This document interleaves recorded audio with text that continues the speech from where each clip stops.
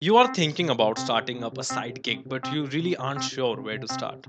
You've heard a lot about freelancing and find it interesting, but have no clue what it's all about. Sounds familiar?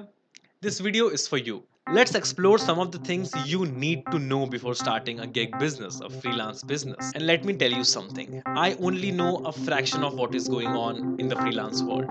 Wait, what? Should now you be listening to me at all then? I think so. The point here isn't that I am underqualified. It's just that there is so much to learn, it is nearly impossible to know everything. Which brings me to my first point. If you want to be a freelancer, be a freelancer. It's really that simple. You just need to start. You don't need to wait to get ready for some war. I don't know. I see a lot of people making the same mistake. They prepare for hours and days and weeks and months and they never really start.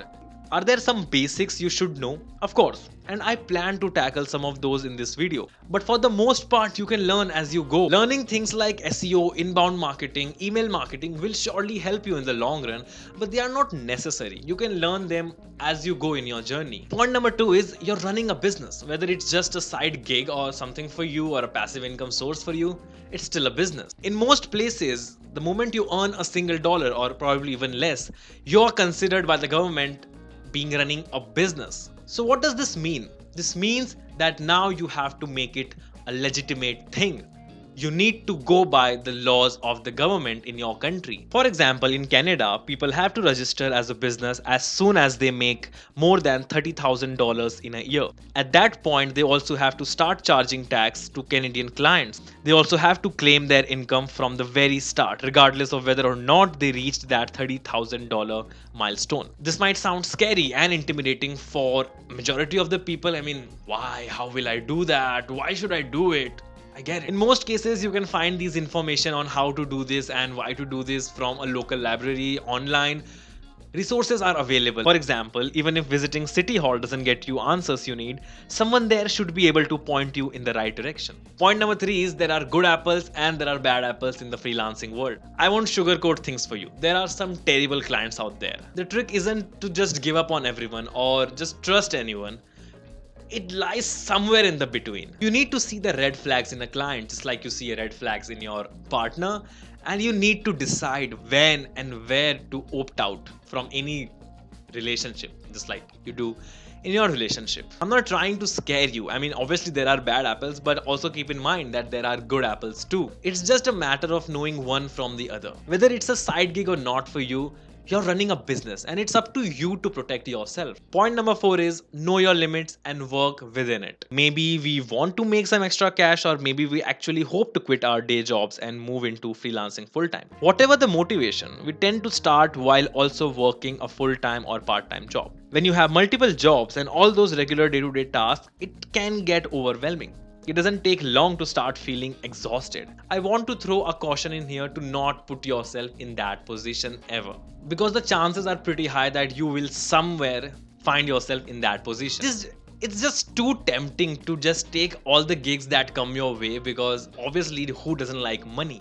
And that's okay, it happens. But you should also keep in mind that you cannot overcommit to anyone, because obviously when you commit to someone, you need to also do the work for them, and if you take all the projects and are not able to fulfill them, that will leave a negative impression on your brand. You might think it's okay, I can be exhausted for a little while to get this thing up and running, and that might be true. It might just be short term, but remember that working from a place of exhaustion only decreases the quality of your work. If you want referrals, references, and testimonials, you'll have to be on the ball. Point number five is there are many types of freelancing. There's an ongoing debate about whether or not you should have a niche in which you work.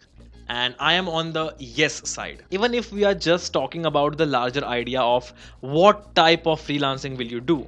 Will you be a writer, a graphic designer, a coach, a web developer? I can go on and on with this list, but I'm sure you get the point. Within each of these categories though, there are more categories. You can choose to get a specific or as general as you like based on your interest, passions and skills. But there are other types of freelancing to consider. For example, would you like to work on your own or as a part of a team?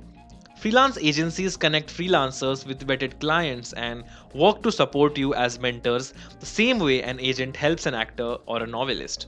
You can also choose to go in on your own. Even then, though, you can choose to be a freelancer who finds gigs on job boards and through content mills, or one who actively seeks high level clients through cold emails and LinkedIn. These were the 5 points that I think you should be aware of before starting your freelance journey. Um, I'm hoping that these were helpful to you. If you have any doubts, you can surely mention them in the comments. I'll be there. If you want to start a discussion or a conversation, obviously comment section is there for that as well. I'll see you guys in the next video.